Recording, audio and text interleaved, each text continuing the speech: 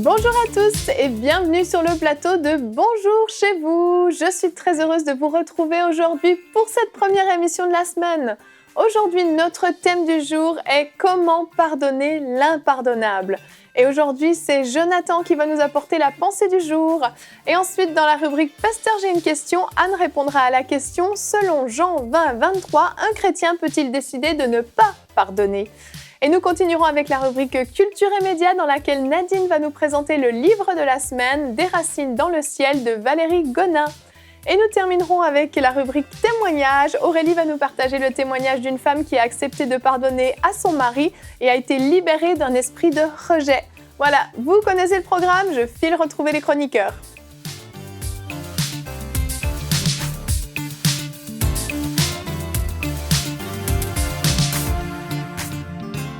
Bonjour à tous. Et bonjour Yveline. Ça va bien ? Ça va bien. Merveilleux. Bon lundi à tous. Bon lundi à toi. Il semblerait que Nadine et Aurélie soient compatriotes capillaires ce matin. Effectivement, on a deux sœurs jumelles sur le plateau. Vous êtes très belles, toutes les deux. On ne s'est même pas consulté en plus. En plus, C'est ça. On est connectés. C'est la connexion. C'est la connexion. Exactement. Ça vous Jonathan va et moi aussi, on est Oui. jumeaux ce matin. Oui. On ne s'est pas conservé non plus. Non, c'est vrai. C'est vrai que la ressemblance est frappante, hein, mais je ne te contredirai pas. Et avec tant d'années de mariage, on finit par se ressembler, que veux-tu ? Exactement. Ouais. Aujourd'hui, nous allons parler d'un thème très important qui concerne malheureusement encore de beaucoup de personnes dans le corps de Christ. Pour tout le monde. Tout le monde, oui, c'est vrai. C'est vrai qu'on est tous confrontés un jour ou l'autre à devoir prendre la décision de pardonner. Et aujourd'hui, c'est pardonner l'impardonnable. Donc, on verra qu'il y a des choses qui paraissent impardonnables, qui nous semblent impardonnables en tout cas, mais que le pardon finalement n'est pas une option. Donc, on en parle tout de suite dans la pensée du jour.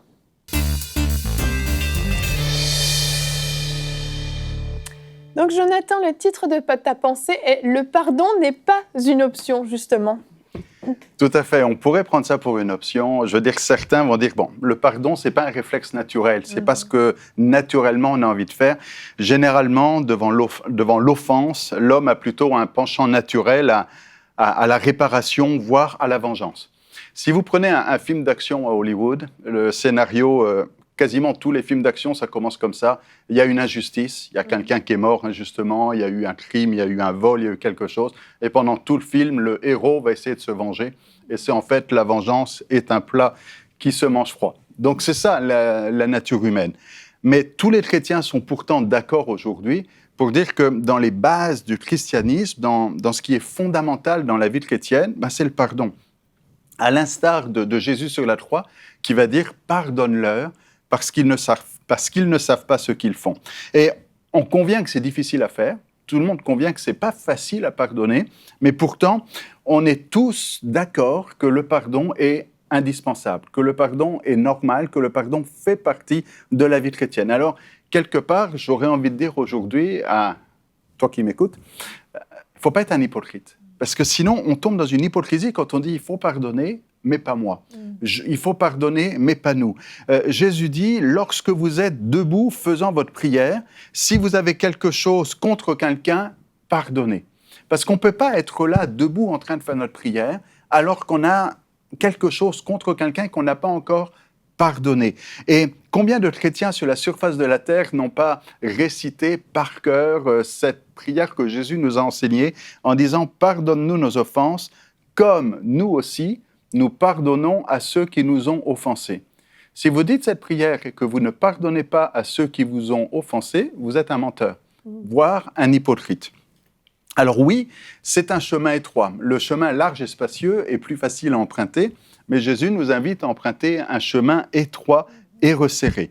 Et l'apôtre Paul comprend cela et va prendre Jésus comme exemple. Et dans Colossiens 3,13, il va dire « De même que Christ vous a pardonné, pardonnez vous aussi ». Donc on prend l'exemple de Jésus, le pardon qu'il nous a accordé, de même qu'il vous a pardonné, pardonnez-vous vous aussi. Le pardon est indispensable et on oublie trop souvent que le pardon, c'est sérieux. Et ça ne peut pas être négligé, ça ne peut pas être en second plan, ça ne peut pas être dire « Ah bon, c'est facultatif, c'est pas si grave », c'est sérieux. Et souvenez-vous de ce que Jésus dit, je vous prends dans Matthieu par exemple ici, Matthieu 6, 14, « Si vous pardonnez aux hommes leurs offenses, votre Père céleste vous pardonnera aussi. Mais si vous ne pardonnez pas aux hommes, votre Père ne vous pardonnera pas non plus vos offenses. » C'est sérieux. Jésus est en train de dire tout simplement, si tu pardonnes, tu seras pardonné. Si tu ne pardonnes pas, tu ne seras pas pardonné. Donc, ce n'est pas une option. Si tu ne pardonnes pas, tu ne seras pas pardonné. Si tu veux être sauvé, si tu veux avoir la faveur de Dieu, eh bien, pardonne. Alors, on va dire, mais comment ça marche? Pourquoi est-ce que c'est aussi sérieux? Et pourquoi Jésus peut dire ainsi, si tu ne pardonnes pas, tu ne seras pas pardonné? C'est quoi la logique dans cette déclaration? Il faut comprendre le pardon. Et on va essayer de comprendre un petit peu cette logique-là. Le pardon, c'est un acte naturel quand on a compris, réalisé et reçu le pardon de Dieu à notre égard. Quand on réalise la grandeur de son amour, quand on réalise la grandeur du pardon de Dieu, comme dirait l'apôtre Paul, la longueur, la largeur, la hauteur, la profondeur de son amour, quand on a compris cela, eh bien, on ne peut que pardonner. Quand on a compris que nous avions offensé Dieu, pardonne-nous nos offenses. Quand on réalise la grandeur de l'offense que l'on avait envers Dieu et le pardon qu'il nous a accordé, sa grâce, sa faveur, eh bien, on ne peut que pardonner. Enfin bref, si vous ne pardonnez pas, c'est que vous n'avez pas compris son pardon. Si vous n'aimez pas, c'est que vous n'avez pas compris l'amour de Dieu. Si vous n'êtes pas capable de pardonner, c'est que finalement, vous n'avez peut-être pas encore réalisé et saisi la grandeur du pardon de Dieu. Aujourd'hui, c'est un jour important pour toi.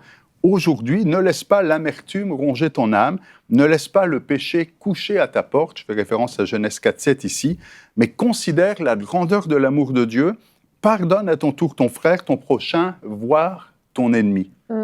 Pardonner, c'est ressembler à Jésus.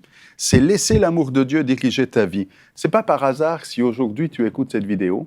C'est pas par hasard si aujourd'hui tu es au contact de cette pensée du jour et de ce message. C'est un jour pour pardonner. C'est salutaire, c'est indispensable. Ce n'est pas une option. Amen. Amen. Merci, Jonathan. Oui, dans ta pensée, tu dis quelque chose de très important. Tu nous rappelles qu'on a nous-mêmes été pardonnés de l'impardonnable. Et oui, et Jésus raconte cette histoire. Je continue la pensée. Vas-y, continue. Peut-être que c'est la même histoire que moi. Quoi, Jésus raconte cette histoire du serviteur impitoyable qui, lui, a été pardonné d'une grosse dette et qui n'arrive pas à pardonner d'une petite dette. Tu m'as volé mon histoire. Le punch, là. Parce que c'est ça, quand on réalise qu'on était coupable de mort. Alors quand quelqu'un nous a offensé d'une autre affaire, on va dire c'est juste une petite affaire. Des fois, ça peut être une grosse affaire quand même. Mais quand on compare avec l'offense que l'on avait, le contentieux que l'on avait avec Dieu, c'est rien. Exactement, c'est ça. C'est qu'il y a une mesure en fait qui est incomparable. Et on oublie souvent en fait d'où on vient. On réalise pas combien ça a coûté. Ouais, c'est ça, parce que on a toujours l'impression, en tout cas, quand on a vécu une situation qui nous fait mal, quand il y a quelqu'un qui a fait quelque chose qui vraiment offense, mais parfois on reste braqué vraiment sur soi. On reste vraiment braqué sur nous, sur ce qu'on nous a fait. Ah, c'est trop Dieu, cette personne-là vraiment a commis un acte irréparable. Et nos regards vraiment sont comme sur nous et on n'arrive pas à voir plus loin que ça. Mais ce n'est pas le modèle qui nous est présenté dans la Bible. Parce que lorsqu'on lapidait Étienne, il a vu quelque chose que les autres ne voyaient pas. La situation présente montrait des gens qui étaient en train de lui faire du mal, mais lui, il a dépassé cette situation-là et il a choisi le chemin de l'amour, en fait. Il a choisi un chemin plus grand que juste le chemin du bien et du mal. Parce que si on regarde juste dans la réalité, on va dire effectivement, cette personne t'a beaucoup fait souffrir, cette personne t'a fait du mal, et oui, tu as le droit d'être fâché, tu as le droit même de te venger, comme on a vu dans la pensée du jour. Mais quand on dépasse ça et qu'on regarde le chemin de l'amour, on réalise que malgré tout ça, mais Seigneur, pardonne parce qu'ils ne savent pas ce qu'ils font. C'est ce que Étienne a pu dire, c'est ce que Jésus a pu dire à la croix, après qu'on l'ait frappé, après qu'on ait percé, après qu'on ait fait toutes ces choses, il a pu dire, Seigneur, pardonne-leur parce qu'ils ne savent pas ce qu'ils font. Et c'est souvent le pas qu'on doit emprunter, c'est que oui, on doit arriver à dépasser notre propre douleur pour embrasser l'amour de Dieu, pour embrasser, et il n'y a que le Saint-Esprit qui communique ça en fait, c'est de dire, Seigneur, ça semble trop difficile pour moi, mais je sais qu'avec toi, c'est possible, parce que Jésus nous a montré cet exemple, il a fait, alors moi aussi je veux le faire, Seigneur. Et réussir à dire, Seigneur, je pardonne. Parce qu'au fond, ces personnes-là, ils n'ont pas compris ce qu'ils ont fait. Donc c'est vraiment cette attitude de cœur qu'on doit avoir si on est vraiment désireux de pardonner à des personnes. En fait, c'est la base même de l'évangile, le pardon. Parce que sans pardon, en fait, nous-mêmes, on n'est rien, en fait. On n'est rien. Impossible de devenir enfant de Dieu. Et comment nous, qui avons été tant pardonnés, on peut refuser ensuite le pardon? Et on va voir notre verset du jour, qui aujourd'hui est dans Marc 11, 26, qui dit quelque chose qui peut paraître très dur, mais c'est une vérité. Mais si vous ne pardonnez pas, votre Père qui est dans les cieux ne vous pardonnera pas non plus vos offenses. On voit qu'il y a cette notion de réciprocité, j'ai envie de dire, où voilà, nous on a été pardonnés, exactement, on a été pardonnés, mais en échange on doit pardonner. Tu peux pas justement faire aux autres ce que tu aimerais qu'on te fasse, mais toi tu refuses de le faire. Il y a quelque chose qui est pas logique là-dedans. Mais c'est pas seulement une condition en disant il faut pardonner si tu veux être pardonné. C'est pas une menace. C'est plus tu pardonnes parce que tu as été pardonné. De la même manière, c'est pas il faut aimer si tu veux que Dieu t'aime. Non, c'est parce que tu sais que Dieu t'aime que tu vas aimer les autres. Et là, si on pardonne l'autre, c'est parce qu'on réalise qu'on a été pardonné. Exactement. Et ça peut donner le vertige. En tout cas, moi, comme n'importe quel humain, j'ai eu dans ma vie à pardonner des choses. Et puis, en regardant des versets comme ça donne le vertige. Je dis, mais Seigneur, ça veut dire que si j'arrive pas à pardonner, je ne serai pas pardonné. Puis ça donne vraiment le vertige parce qu'on n'arrive pas à pardonner. Non. Il y a des choses qui sont quand même graves. On veut bien, on a compris que c'était grave, on a pas compris que si on pardonnait pas, on serait pas pardonné, mais on n'y arrive pas. Et je pense que là, il faut vraiment abandonner. Ça commence par une décision. Dire, j'ai compris qu'il fallait que je pardonne. Même si j'y arrive pas, j'ai compris qu'il fallait que je fasse quelque chose. Alors Seigneur, je vais décider de pardonner. Et puis le confesser devant le Seigneur. Seigneur, je veux pardonner. Puis quand on prie, le dire et même prier pour la personne, même si ça nous arrache les lèvres. Mais commencer comme ça. Dire, j'ai décidé de pardonner parce que le jour où j'aurai pardonné, je vais mettre un gros boulet de canon dans le camp de l'ennemi.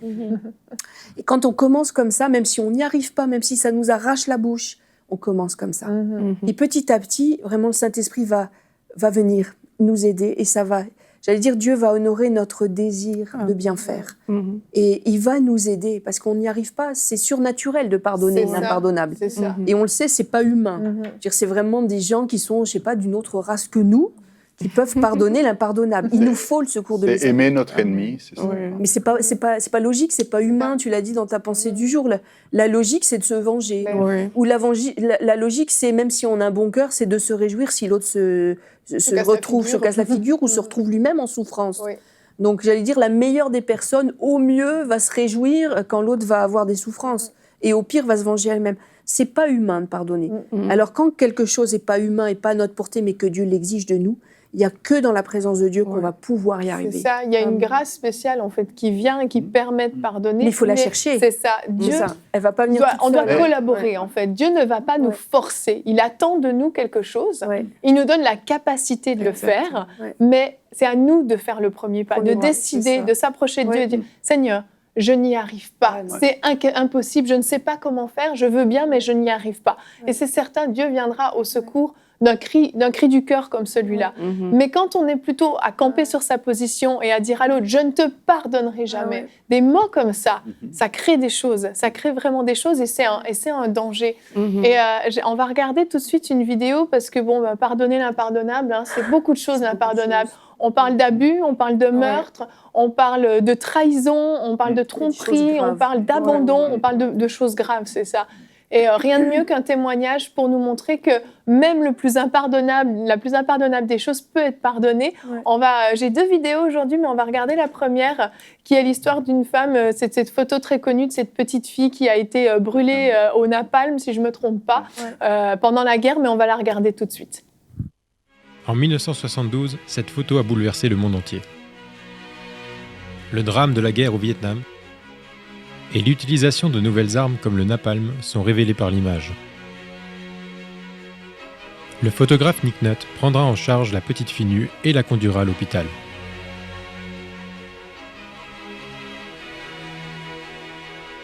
Finalement laissée pour morte par les médecins sans espoir, elle sera retrouvée par ses parents à la morgue. Dieu avait un plan pour moi. Il n'en avait pas fini avec moi. À 19 ans, Kim Phuc rencontre Jésus et choisit de pardonner malgré ses souffrances quotidiennes. L'image de Jésus-Christ quand ils l'ont mis sur la croix et qu'ils l'ont tué. Jésus a dit « Pardonne-leur, ils ne savent pas ce qu'ils font ». Avec cette image, ces mots, le Seigneur m'a aidé à faire de même. J'ai commencé à prier pour mes ennemis et mon cœur s'est adouci. J'ai commencé à prier pour mes ennemis et mon cœur s'est adouci. Ça, c'est vraiment le secret, en fait. Elle parle de ce cœur adouci. Certains ont le cœur endurci, pas adouci, mais endurci. C'est ça, puis quand on a été blessé, et quand on a été blessé très fort, à chaque fois qu'on va penser à l'offense ou à la blessure, ça continue à faire mal. Exactement. C'est-à-dire que quand on pardonne, c'est comme si on relâche et puis ça fait plus mal, quoi. Ou ça fait moins mal ou c'est adouci, comme c'est dit ici. Exactement. C'est ça qu'on ne comprend pas, c'est qu'on croit qu'en fait, si on ne relâche pas le pardon, on punit la personne d'une certaine façon, on se venge. Et puis pardonner, ce serait d'une certaine manière accepter, tolérer, dire que c'est normal, qu'on méritait ce qu'on nous a fait. Mais ce n'est pas ça du tout, parce qu'en fait, celui qui souffle le plus dans l'histoire, c'est nous. Et quand on retient ce pardon. On devient esclave, c'est comme si on était sous le joug de cette personne-là, en fait. Parce que si on pense à quelqu'un et que ça traîne en nous de la frustration, ça traîne en nous des mauvaises émotions, en fait, on est sous le joug de cette personne-là. Parce que le but, quand on pardonne, ça nous relâche nous-mêmes. Avant même que ça ait touché l'autre personne, notre propre cœur est relâché, notre propre cœur est restauré. Et ça, vraiment, ça fait la différence parce que le cœur, maintenant, est ouvert pour pouvoir donner de l'amour. Et le cœur est ouvert pour pouvoir manifester le caractère de Christ, ce que Christ demande de faire. Et c'est ce que des personnes comme cette dame expérimentent, en fait. C'est que, OK, j'ai pris le pas du pardon, j'ai pris le pas de faire la volonté de Dieu. Ça a relâché son propre cœur et maintenant elle peut être adoucie, elle peut prier pour ses ennemis, elle peut vivre différemment. Une vie où elle n'est plus sous la contrainte ou sous des jougs, mais une vie vraiment où elle peut manifester l'amour de Dieu, tout simplement. Il y a beaucoup de gens qui, à cause d'avoir retenu l'offense, ils ont même des blocages dans leur propre vie. Il y a des choses qui ne fonctionnent pas, il y a des situations, il y a des gens qui prennent des décisions même vraiment contre ce qui devait se faire, mais tout simplement parce qu'ils sont sous le joug de l'offense. Parce que j'ai gardé l'offense à telle personne, mais je ne peux plus jamais aller dans cette direction-là. Je ne peux plus jamais faire telle chose. Mais là, on est esclave, on devient esclave parce qu'on a gardé une offense. Donc, c'est vraiment de relâcher ces choses et de vivre une vie normale, apaisée dans la présence du Seigneur. Ce qui est triste, c'est que ces personnes-là continuent à souffrir. Elles ont eu mal, elles ont eu très mal, on leur a fait du mal, mais en repassant ces choses sur leur cœur, elles continuent à avoir mal. Et puis, elles pensent au mal, et puis ça continue à être une souffrance, et c'est lourd. Et le pardon, c'est guérir de cette souffrance aussi. C'est relâcher cette souffrance et de dire ça fait plus mal. Ça ne veut pas dire qu'il n'y aura pas de traces. L'absence quelqu'un est mort, personne n'est toujours mort. C'est quelqu'un. Cette dame continue à souffrir dans son corps des répercussions, mais à l'intérieur, elle a plus cette souffrance, elle est adoucie, apaisée par le pardon. Et le pardon, c'est important, quoi. Vraiment, vraiment. Je vous propose qu'on regarde la deuxième vidéo d'un père qui raconte en fait le meurtre de son fils et comment en fait il a pris la décision immédiatement de pardonner. Il a choisi de ne pas laisser s'installer. C'est une famille catholique et j'aime vraiment le cœur et le témoignage du père. Je vous laisse regarder. Martin Mervoyer avait 19 ans quand un videur de boîte de nuit lui a tiré une balle en plein cœur. Il essayait de calmer une discussion qui tournait mal. Le videur, dépressif, était sous l'emprise de l'alcool. Martin est mort devant son cousin Adrien. Le lendemain, après la nuit à la gendarmerie, on s'est retrouvés sur le terrain à 18 jeunes. On a passé la journée à prier et à téléphoner aux familles pour annoncer la mort de Martin. Martine et Frédéric, les parents de Martin, sont chrétiens. Ils ont choisi de pardonner Dominique, l'agresseur. Zacharia que dit « Garde-nous de place au paradis ». Je m'inscris dans la foi chrétienne, en fait. C'est vrai que je fais alliance avec Dieu depuis toujours. Donc, je laisse Dieu s'exprimer en moi. C'est vrai que cette compassion, à la limite, je peux dire qu'elle fait partie de ma foi, mais qu'elle ne m'appartient pas. C'est presque comme le pardon. C'est presque le pardon du Christ qui me traverse et qui doit aller au monde. Pardon et libération, c'est le même mot en grec. Donc, en fait, ça veut dire que quand on pardonne, on se libère. Parce que la haine, c'est un poison. Donc, on se libère et on libère l'autre. Donc, en fait, au niveau de la bonne entente, de la bonne relation humaine, le pardon est une voie universelle. C'est un très beau témoignage aussi. Il dit « Je laisse Dieu s'exprimer en moi ». En fait, il dit « C'est comme si le pardon de Christ coulait au travers de moi ». Et en fait, c'est ça. C'est vraiment... Christ nous a montré la voie. Il nous a montré le chemin. Il a choisi lui-même de pardonner sur la croix, encore sur la croix. On était encore en train de lui faire du mal. Et ses parents ont choisi de pardonner immédiatement. Ils n'ont pas attendu des mois et des mois. Ils ont choisi de pardonner immédiatement. Et je crois que c'est vraiment la meilleure attitude qu'on peut avoir. C'est dès le début ne pas rentrer justement dans l'offense, dans l'amertume. Et c'est difficile, c'est vraiment difficile.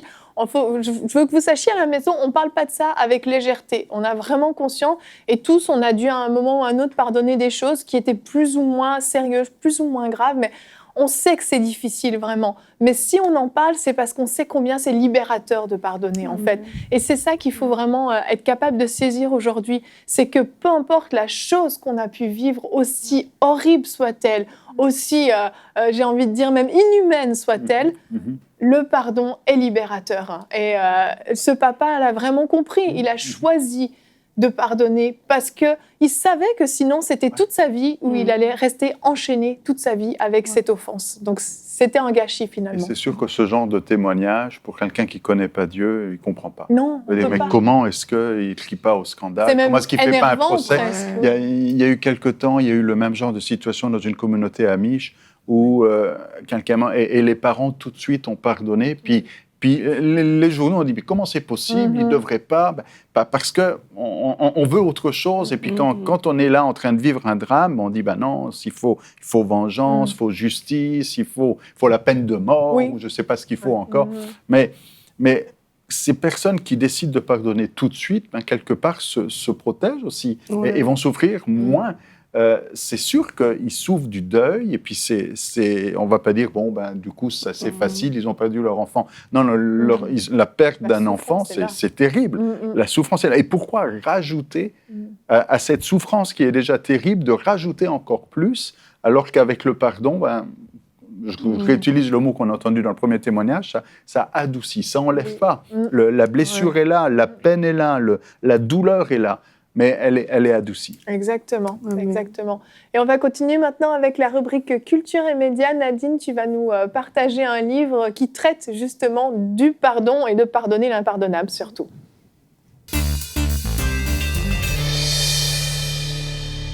Nadine, avant de te donner la parole, on va regarder la vidéo de présentation. Découvrez le livre de la semaine.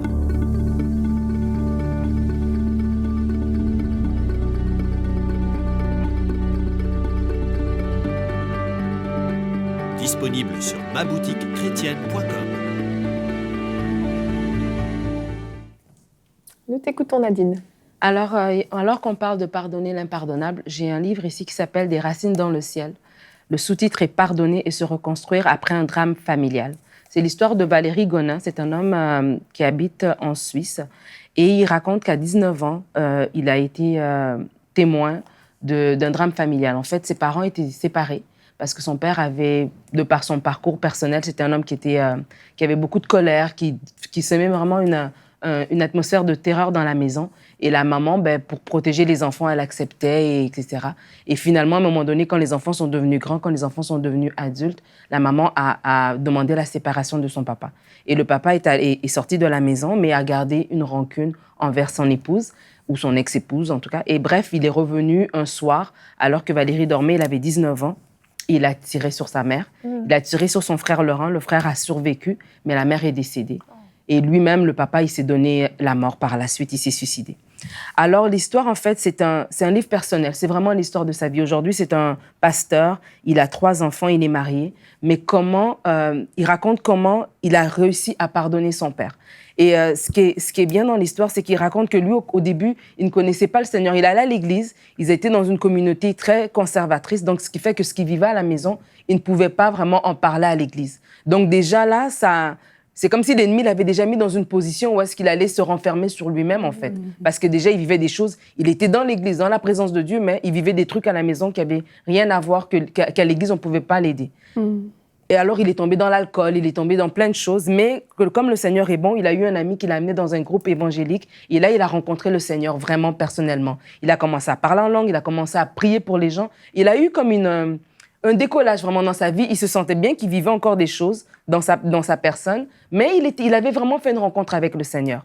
Mais par la suite, c'est à partir de ce moment-là que le drame est arrivé. Quand le drame est arrivé, le drame l'a trouvé quand même qu'il était déjà quelqu'un qui connaissait Dieu, il avait déjà Dieu dans sa vie.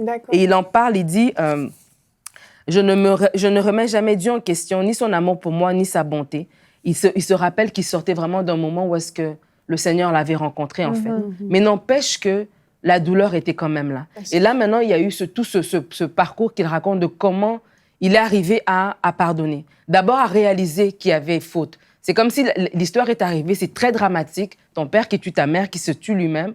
La colère il avait la colère de sa mère qui avait été incomprise, qui est décédée sans que les gens sachent vraiment ce qu'il vivait chez eux, parce que le père avait raconté sa version de la chose. Après, maintenant, la colère aussi envers son père. Oui, son père s'est donné la vie, oui, se donner la mort, mais n'empêche que c'est quand même son papa. Et là, il a fait quelque chose de vraiment intéressant que je trouve que quand on parle de pardonner l'impardonnable, il a mis par écrit ce qui le dérangeait, ce qu'il avait vécu. Et donc, les offenses, parce qu'il dit, c'est pas le fait que son père soit décédé, que son père ait tué sa mère, qui était vraiment l'offense ultime. Mais c'était toute cette vie de tout le temps de conflits. C'est tout ça aussi qui s'est accumulé. Donc, même pour les gens aussi qui ont vécu quelque chose, un viol ou quoi que ce soit, d'écrire. Oui, il y a eu le viol, mais peut-être tu te dis, cette personne, je lui ai fait confiance pendant tant d'années, toutes les fois où j'étais avec elle. Donc, il y a vraiment toutes ces petites choses aussi. Dieu doit aussi t'aider à pardonner. Et le livre est vraiment intéressant. Je ne vais pas prendre trop de temps, mais il y a quelque chose qui a été dit à Valérie. Alors qu'il sortait de cette épreuve, ça a été dit, Valérie, tu es grand maintenant, tu es capable, tu es appelée à sortir et à faire des pas de foi. Et voilà ce que Dieu veut faire dans ta vie. Il veut utiliser ton parcours comme un témoignage puissant auprès des autres jeunes. Et c'est ça aussi, c'est que quand on a vécu quelque chose de difficile et qu'on doit pardonner l'impardonnable, mais Dieu s'en sert aussi pour que nous aussi, nous puissions être fortifiés et en parler à d'autres. Et c'est ce qu'il encourage à faire dans son livre. Il donne vraiment un parcours de comment il a vécu ça, de comment après, lui, il est devenu aussi un père de famille. Et il y a aussi des séquelles encore de tout ça. Est-ce que je vais répéter les erreurs de mon père? Donc vraiment, le Seigneur a marché avec lui et le Seigneur l'a fait du bien. C'est vraiment un livre que je recommande à lire pour vraiment comprendre le pardon du point de vue personnel. C'est pas un livre de quelque chose comment dirais-je? Pas de la théorie. C'est pas de la théorie. C'est vraiment la vie pratique de quelqu'un. C'est du vécu de quelqu'un. Voilà. Merci beaucoup, Nadine. Anne, tu as ton pasteur, j'ai une question qu'on va aborder maintenant, qui est vraiment en lien avec notre thème. Et en fait, on a un verset qui peut malheureusement être parfois mal compris ou mal interprété. Et aujourd'hui, donc, c'est une question de Marlene d'Haïti qui demande, selon Jean 20, 23, un chrétien peut-il décider de ne pas pardonner? Je peux lire le verset de Jean 20, 23. Tu l'as aussi, vas-y. Je préfère le lire avec les versets qui précèdent. Vas-y. Parce que le dissocier du reste, ça enlève du sens. Amen. Dit l'exégète. Jean 20, 23 est précédé, comme tu le dis souvent, Jonathan, de Jean 20, 21 et 22. Jésus leur dit de nouveau, la paix soit avec vous. Donc il parle à ses disciples, Jésus parle à ses disciples. La paix soit avec vous. Comme le Père m'a envoyé, moi aussi je vous envoie. Et après ces paroles, il souffla sur eux et leur dit, recevez le Saint-Esprit. Ceux à qui vous pardonnerez les péchés, ils leur seront pardonnés. Et ceux à qui vous les retiendrez, ils seront retenus. Alors c'est sûr que c'est un texte qui est difficile. Premier abord, comme ça, on voit pas trop la difficulté. Mais quand on commence à se pencher dessus, on se dit qu'il présente une grande difficulté d'interprétation et d'analyse. Si on fait une première lecture rapide, et c'est sûrement ce qu'a fait Marlene d'Haïti, c'est qu'on peut comprendre que Jésus, en envoyant sur nous l'Esprit, nous transmet le pouvoir de juger les autres et de leur accorder le pardon ou de le leur refuser. En lisant vite, c'est ça qu'on lit, je peux décider de pardonner ou je peux décider de ne pas pardonner, c'est-à-dire de retenir. Mais dans la pensée du jour qu'on a vue tout à l'heure et aussi dans les commentaires qu'on a fait tous ensemble, on a vu que le pardon, c'était pas une option, c'était vraiment le cœur même de notre vie chrétienne. On n'a pas de vie chrétienne possible sans pardon parce qu'on a été pardonné. Et Jésus nous dit, si vous ne pardonnez pas, vous ne serez pas pardonné. Donc on n'a pas le choix de pardonner. Le message de l'Évangile, c'est on est bénéficiaire du pardon de Dieu et nous-mêmes, on doit pardonner. On doit être le relais du pardon de Dieu auprès des autres. Donc, Marlene, en lisant ce texte, le chrétien peut-il décider de ne pas pardonner ? Si on comprend ça dans ce sens-là, ça vient en contradiction complète avec tout le reste. Donc, c'est illogique, c'est impossible. Matthieu 6,14, je vous le rappelle, dit « Si vous pardonnez aux hommes leurs offenses », ça revient au verset que Jonathan a lu tout à l'heure, « Votre Père Céleste vous pardonnera aussi, mais si vous ne pardonnez pas aux hommes, votre Père Céleste ne vous pardonnera pas non plus vos offenses. » Donc, le verset ne peut pas vouloir dire que la décision d'accorder le pardon est entre nos mains, c'est absolument impossible. Alors, qu'est-ce que ça veut dire ?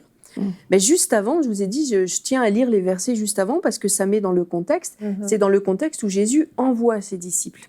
Il leur délègue une mission. Et le fait de recevoir le Saint-Esprit, on le voit donc aussi dans les actes des apôtres, dans les écrits de Paul, le fait de recevoir le Saint-Esprit, ça a pour but de faire de nous des témoins. C'est ce qu'il est en train de leur dire. Je vous envoie, vous êtes mes témoins, pardonnez. Voilà. Et en leur disant ça, il dit qu'ils sont les détenteurs de la parole qui amène le pardon. La parole qui amène le pardon, c'est l'Évangile, la bonne nouvelle de Christ. C'est à eux, les disciples, que revient la responsabilité de faire connaître le pardon des péchés en Jésus-Christ. Donc ils peuvent soit la faire connaître, soit la retenir. Et je pense que c'est dans ce sens-là qu'il faut comprendre ce verset. Parce que s'ils retiennent la parole de Dieu, ils vont faillir à leur devoir de faire connaître la parole de Dieu. Donc si tu parles à ton prochain du pardon en Jésus, tu vas relâcher le pardon de Dieu sur sa vie. Tu vas lui donner l'occasion de le saisir, ce pardon. Mais si tu retiens la parole, que tu ne lui expliques pas ce que c'est que le pardon en Jésus-Christ, tu vas retenir la parole qui va être salvatrice pour lui. Donc, ce n'est pas aux chrétiens de décider si on pardonne ou pas, parce qu'on n'est pas dans la position du juge, mais il faut parler. Je reprends ce verset qui dit « Comment pourront-ils croire si personne ne le leur prêche ?» Et donc, c'est nous qui, en tant que témoins, avons cette clé-là. Donc, c'est une question de clé du pardon et non pas de décider qui on pardonne ou pas. C'est ça, et la nuance est grande. Merci, Anne. Vous vouliez ajouter quelque chose ? Non, j'ai cru que quelqu'un... C'est très bien. Ah oui, Jonathan, amen. Amen. Et j'ajoute aussi que, comme je l'ai dit en préambule, c'est un verset qui est difficile. Et il y a pas mal d'interprétations. J'ai lu pas mal de commentaires de différentes, on va dire... pensées d'interprétation. Et c'est vrai qu'on peut se casser les dents sur ce verset-là assez facilement. Donc il faut remettre dans tout le contexte de l'Évangile. Jésus est mort à la croix pour nous pardonner. Et c'est lui qui a le pouvoir de pardonner les péchés, pas nous. Exactement, c'est ça. Quand on connaît le message de l'Évangile, quand on connaît son contenu, on ne peut pas vraiment déformer ce verset, en fait, parce que comme tu l'as dit dans ta réponse, ça va en contradiction avec le reste, donc c'est pas possible. Merci Anne pour cette réponse. Si vous avez des questions à nous poser, n'hésitez pas à nous écrire à l'adresse pasteur.j'ai-une-question@enseigne-moi.com. Et maintenant, nous allons continuer avec la rubrique témoignages.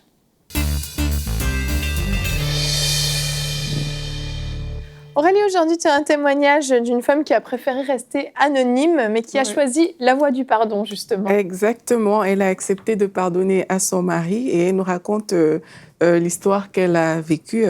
Elle dit qu'en 2014, elle avait reçu une parole de son mari qu'elle n'avait pas du tout aimée. Son mari lui avait fait comprendre qu'elle était une mauvaise femme, une mauvaise personne. Et elle a gardé cette parole dans son cœur. Et cela l'a vraiment endurcie. Et avec ce cœur endurci, elle a juste dit, de toute façon, mon mari, il ne mérite pas mon amour. Et elle cherchait à le dégoûter encore plus. C'est ce qu'elle dit. Et cela, bien sûr, a créé un climat de tension dans leur couple. Leur couple ne se portait plus bien du tout. Et elle voulait même pas l'arranger, en fait. Parce que dans sa tête, son mari ne méritait pas son amour. Donc, du coup, elle donnait vraiment le minimum qu'elle pouvait lui donner. Et elle ne faisait aucun effort pour que son couple fonctionne. Juste avec une parole qu'elle avait reçue de son mari. Et puis, elle dit qu'elle connaissait quand même les messages sur le pardon, mais elle refusait tous les messages qui concernaient le pardon. Elle dit que, car le couple, j'avais fini par m'habituer à cette douleur de l'âme qu'elle avait par rapport aux paroles de son mari. Pourtant, je savais que je marchais contre la volonté de Dieu en continuant ainsi, mais je ne voulais plus être blessée par cet homme contre qui j'avais érigé un mur. Donc, elle était vraiment consciente que dans la parole de Dieu, il faut pardonner, un peu comme beaucoup de personnes. Elle le savait, mais c'était une façon pour elle de se protéger parce qu'elle ne voulait plus jamais être blessée. Et elle est tombée sur l'émission Vie de foi du pasteur Joël sur le rejet. Et elle a écouté cette émission-là et dit, dès le premier épisode, j'ai voulu zapper, mais j'ai été convaincue par le Saint-Esprit d'écouter, chose que j'ai faite avec un sourire narquois dans mon cœur. Mais au fur et à mesure que j'écoutais l'émission, je me rendais compte que j'étais vraiment sous l'emprise d'un mauvais esprit, celui du rejet. Je n'en avais pas conscience. Pour moi, c'était juste ma façon de me protéger. Donc, elle explique qu'elle a répété les prières que le pasteur Joël a demandé de répéter dans l'émission. Et en fait, là, au travers des émissions, elle a pris conscience du mal qui la rongeait. Elle a pris conscience qu'en fait, il y avait un esprit de rejet qui opérait en elle. Vous voyez, comme le manque de pardon, un esprit est venu se greffer sur ce cœur endurci et ça a créé le rejet. Et là, elle explique que le fait d'avoir fait cette prière-là, le fait d'avoir accepté au final d'ouvrir son cœur, elle explique ce qu'elle a vécu quelques nuits plus tard.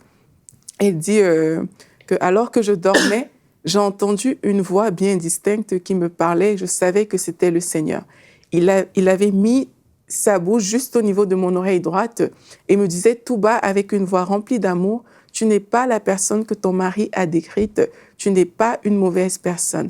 L'ennemi l'a utilisé pour te faire du mal, pour te décourager et te faire abandonner. Je te le répète que tu n'es pas une mauvaise personne et je t'aime. » Et elle dit que chaque fois qu'il disait une parole, elle sentait comme une source d'eau l'envahir dans son cœur. Elle sentait comment le Seigneur était en train de laver tout ce mal qui la rongeait à l'intérieur depuis ces années. Et elle dit que quand elle a fini de me parler, mon être entier était comme rafraîchi. J'étais devenue comme toute une nouvelle personne. Donc, c'est ce qu'elle explique dans son témoignage. Et je ne savais pas si je vivais un songe ou si j'étais éveillée, mais ce que je savais, c'est que je me suis réveillée joyeuse, reconnaissante envers le Seigneur qui m'avait réconfortée. Le soir, j'en ai parlé à mon mari de la visitation du Seigneur suite au mal qui me dévorait à cause de ses paroles contre moi. Et ils se sont réconciliés. Il a demandé pardon suite à ça. Et lui aussi, il a pu comprendre que ses paroles avaient pu blesser sa femme. Et elle dit, aujourd'hui, je suis totalement déchargée de tout esprit de culpabilité, de rejet, d'offense. Et je revis.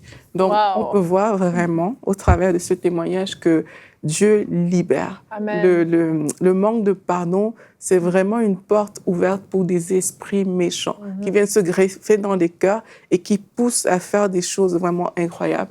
Pour elle, ça semble être quelque chose de banal, on a juste dit une mauvaise parole, mais ça pouvait être n'importe quoi. Ça pouvait être, comme on a vu, un meurtre, ça peut être toute chose, mais il ne faut pas laisser la porte ouverte à l'ennemi. Parce qu'un cœur qui refuse de pardonner ouvre une porte à l'ennemi, et là, on rend gloire à Dieu parce qu'elle a été délivrée. Mais il y a des personnes qui nous écoutent aujourd'hui qui peuvent aussi être délivrées de ce mal-là, de ces présences démoniaques qui viennent se greffer sur le manque de pardon. Donc vraiment, ouvrons nos cœurs et laissons Dieu travailler comme il a travaillé dans le cœur de cette jeune femme, mais il peut le faire aussi dans le cœur de toutes les personnes qui décident de s'ouvrir à lui. Amen, amen. Un beau témoignage, vraiment. Si vous voulez nous envoyer vos témoignages, écrivez-nous à l'adresse témoignage@enseigne-moi.com. Et cette histoire me fait penser, quand j'étais fiancée encore avec Michael, on était à une réunion et il y avait le temps de ministère. À la fin, on imposait les mains et je priais avec mon mari et une jeune fille a commencé à avoir des manifestations démoniaques, vraiment, et on a pris autorité, mais ça ne voulait pas partir. Et finalement, on s'est arrêté puis on lui a demandé « Mais est-ce que tu as quelque chose que tu n'as jamais pardonné ?» Et là, elle se met à pleurer, elle nous raconte qu'en fait, elle avait été abusée dans son enfance par quelqu'un de sa famille et puis qu'elle était incapable de pardonner, qu'elle avait refusé de pardonner en fait. Et là, face à nous, elle a encore dit « Non, jamais je pourrai pardonner, jamais je pourrai pardonner. » Et puis, elle a refusé de pardonner. Et on voit qu'en fait, c'est ça le problème. Cette femme aussi, au début, elle était dans cette démarche de refus de pardonner. Et quand on est dans cette attitude-là, le Saint-Esprit a beau essayer de nous convaincre, notre cœur est fermé et ça frappe à la porte. Et certains d'entre vous, c'est peut-être votre cas à la maison. Peut-être que le Saint-Esprit essaye de vous parler depuis le début de cette émission et ça frappe. Donc, essayez simplement d'ouvrir votre cœur à l'éventualité d'être capable de pardonner. Laissez le Saint-Esprit produire ça en vous et relâchez le pardon à la personne, aux personnes qui vous ont fait souffrir. Je vous assure, ça va être libérateur pour toute votre vie. Et donc, nous allons nous retrouver demain. Notre thème sera « Que dit la Bible du féminisme ?» Un thème particulier que je vous invite à suivre et nous aurons la rubrique « Famille » avec toi, Nadine. Donc, merci à vous tous pour cette émission. Soyez bénis et fortifiés et bonjour chez vous.